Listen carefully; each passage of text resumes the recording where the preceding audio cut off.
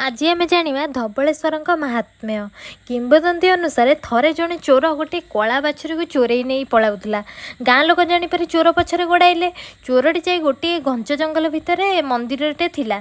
से मंदिर पाखरे जाए बसी पड़ा और भगवान शिव शंकर को प्रार्थना कला।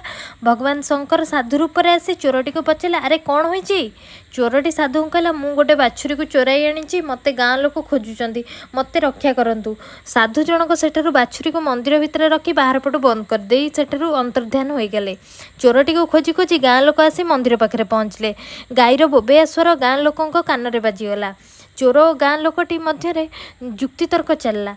सेतबेले पुणी साधु जनक आसी प्रकटित हेले। अरे तुमने काई पाटी करुच कहले, सकाळ हो जना पड़िबो।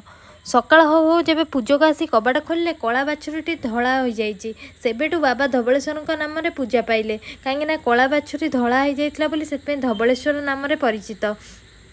जदि मो भिडियोटी भल लगिला ताले जय बाबा धबलेश्वर लिखि गोटे सब्सक्राइब कर दियो।